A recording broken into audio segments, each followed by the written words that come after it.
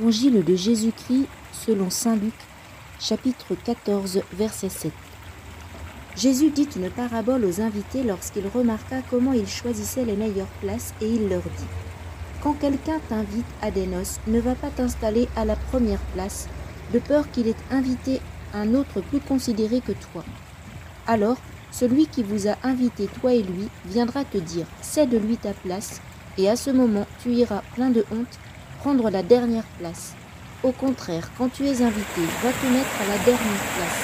Alors, quand viendra celui qui t'a invité, il te dira : mon ami, avance plus haut, et ce sera pour toi un honneur aux yeux de tous ceux qui seront à table avec toi. En effet, quiconque s'élève sera abaissé, et qui s'abaisse sera élevé. Jésus disait aussi à celui qui l'avait invité : quand tu donnes un déjeuner ou un dîner, n'invite pas tes amis, ni tes frères, ni tes parents, ni de riches voisins. Sinon, eux aussi te rendraient l'invitation, et ce serait pour toi un don en retour. Au contraire, quand tu donnes une réception, invite des pauvres, des estropiés, des boiteux, des aveugles. Heureux seras-tu parce qu'ils n'ont rien à te donner en retour. Cela te sera rendu à la résurrection des justes.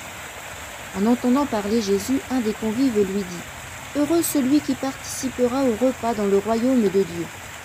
Jésus lui dit : un homme donnait un grand dîner, et il avait invité beaucoup de monde. À l'heure du dîner, il envoya son serviteur dire aux invités : venez, tout est prêt. Mais ils se mirent tous unanimement à s'excuser. Le premier lui dit : j'ai acheté un champ et je suis obligé d'aller le voir. Je t'en prie, excuse-moi. Un autre dit : j'ai acheté 5 paires de bœufs et je pars les essayer, je t'en prie, excuse-moi. Un troisième dit : je viens de me marier, c'est pourquoi je ne peux pas venir. De retour, le serviteur rapporta ces paroles à son maître. Alors, pris de colère, le maître de maison dit à son serviteur : dépêche-toi d'aller sur les places et dans les rues de la ville. Les pauvres, les estropiés, les aveugles et les boiteux, amène-les ici. Le serviteur revint lui dire : maître, ce que tu as ordonné est exécuté, et il reste encore de la place. Le maître dit alors au serviteur : va sur les routes et dans les sentiers, et fais entrer les gens de force, afin que ma maison soit remplie. Car je vous le dis, aucun de ces hommes qui avaient été invités ne goûtera de mon dîner. De grandes foules faisaient route avec Jésus. Il se retourna et leur dit : si quelqu'un vient à moi sans me préférer son père, sa mère, sa femme, ses enfants, ses frères et sœurs, et même à sa propre vie, il ne peut pas être mon disciple.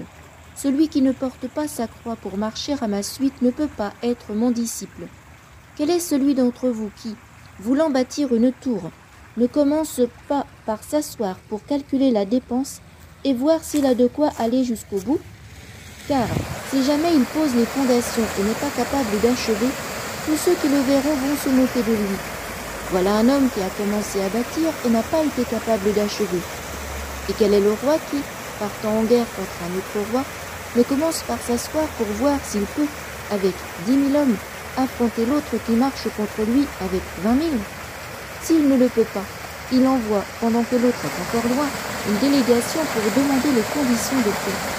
Ainsi donc, celui d'entre vous qui ne renonce pas à tout ce qui lui appartient ne peut pas être mon disciple. C'est une bonne chose que le sel, mais si le sel lui-même se dénature, avec quoi lui rendra-t-on sa saveur ? Il ne peut servir ni pour la terre, ni pour le fumier. On le jette dehors. Celui qui a des oreilles pour entendre, qu'il entende.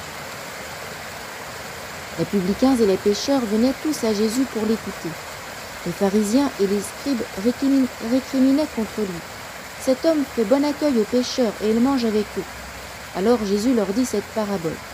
Si l'un de vous a 100 brebis et qu'il en perd une, n'abandonne-t-il pas les 99 autres dans le désert pour aller chercher celle qui est perdue, jusqu'à ce qu'il la retrouve ? Quand il l'a retrouvée, il la prend sur ses épaules tout joyeux. Et, de retour chez lui, il rassemble ses amis et ses voisins pour leur dire : réjouissez-vous avec moi, car j'ai retrouvé ma brebis, celle qui était perdue. Je vous le dis, c'est ainsi qu'il y aura de la joie dans le ciel pour un seul pécheur qui se convertit, plus que pour 99 justes qui n'ont pas besoin de conversion.